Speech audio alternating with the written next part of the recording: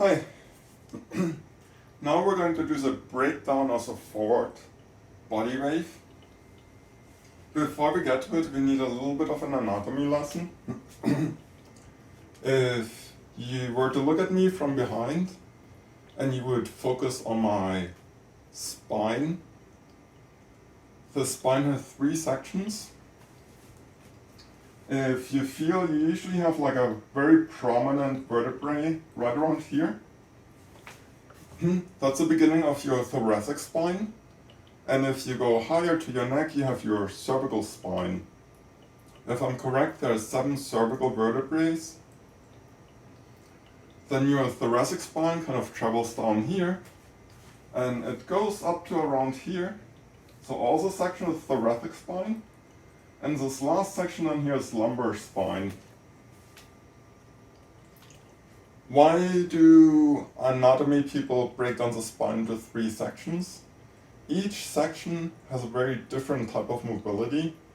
So if we do sensual waves, you have to understand the anatomical mobility of each part of the spine. The cervical spine, for people who don't have a fused neck like I do, it's pretty flexible. You can kind of bend it, turn it, rotate it. It's really good at that. The thoracic spine has a very limited mobility. If you visualize a vertebrae as my fist, and this is another vertebrae, they're close together, there's a little cushioning in between, and there are also the rib cage, like each vertebrae has a rib in between, and because the thoracic spine is connected to the rib cage keeps the thoracic spine from moving a lot. So this whole section of your spine is actually not very flexible. Most of the flexibility comes from the lumbar spine.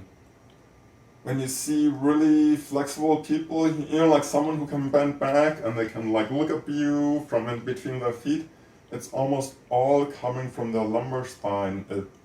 Usually in anatomy classes it surprises everyone because you think your whole spine can move, but it's like these 5 vertebrae give you most of the flexibility. And this section isn't all that flexible. Cool. We got the anatomy out of the way.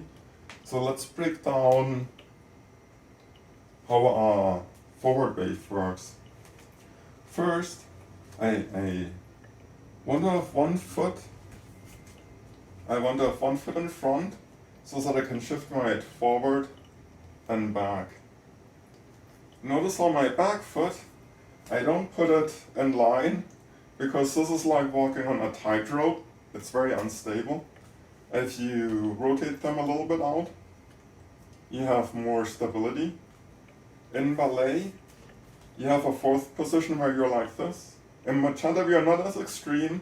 This would give you more stability, but we want to look a little bit cooler. So use a more comfortable angle or an angle that looks cooler to you. And you want to be able to shift forward and back. That's the first thing. When we start our wave, you're on the front leg. And we're going to move down in 4 phases. I'm going to rotate a little to the side so you can see me a bit better. The first phase is we want to keep everything in front from here on down, but we want to move our shoulders back. And so this is 1. Then on 2, we are punching in. We try to keep as much as possible in, but we are moving our whole chest in, so we get like a punch right here. Belly is still trying to be out. On 3, we punch at the bottom of our belly, bottom of the lumbar spine. So we still have the hip tilted forward. And on 4, we tilt the hips back. And notice, because I started leaning back with my shoulders and then everything followed, my weight is now on the back leg. So let's repeat this. I try to keep this down in place, shoulders back, punch in here, swing the hips back. So let's do it again a little faster.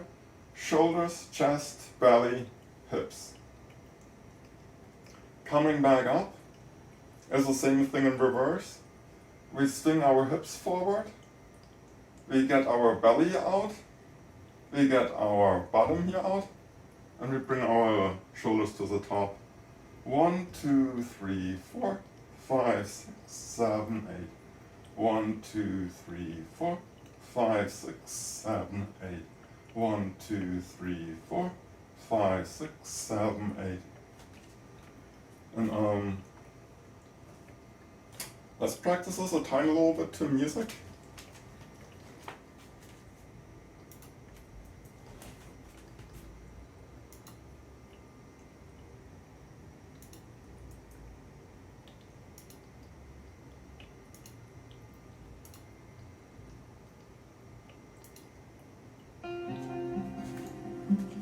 I'm gonna try the other side just to switch it up a little bit. So first let's just do weight shifts. Back, front, back, front, back, front. Let's take our chest back. 5, 6, 7, 8.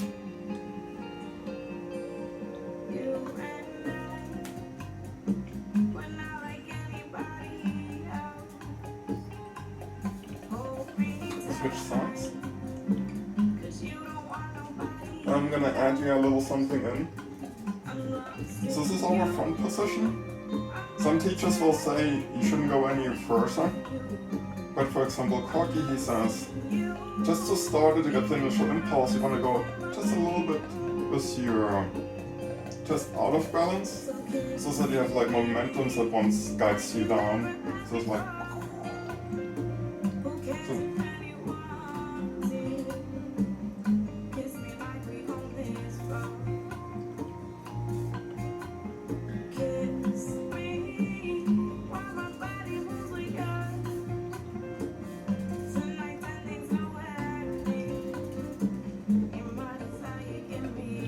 notice another thing. I have problems with my ankles, they don't bend enough. Usually you want to keep the back ankle on the ground, but when my knees bend, it just kind of comes off, gives me instability. It took me a lot of practice just to get to this level of wobble. So you might have issues too, and it's okay, and you can just work on it.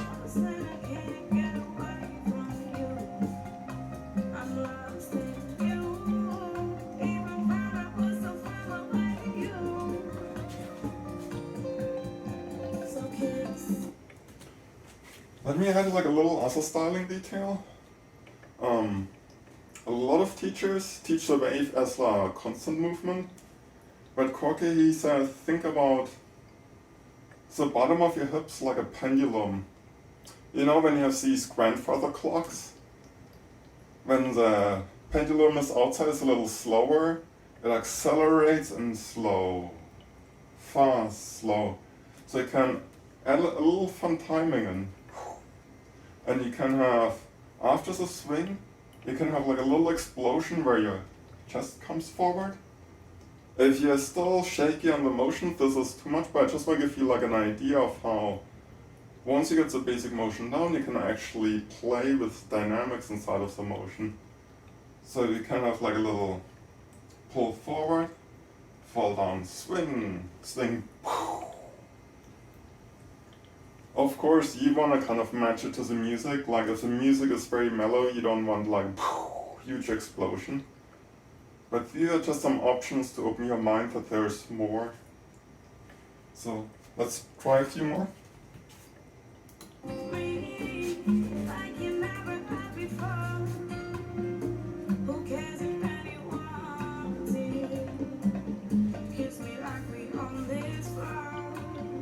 And let's do like a super slow one up.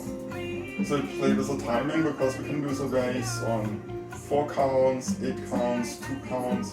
We could even do it on 1 count, but on 1 count we have to make it small and really fast.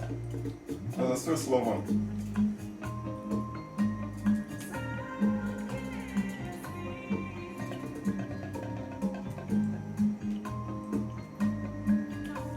Let's try some faster ones.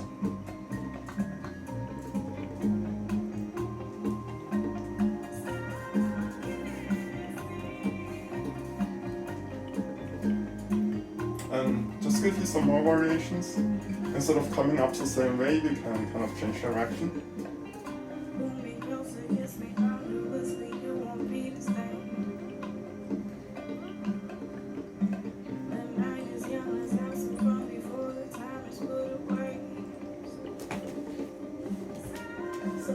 Let's do some side-to-side direction changes.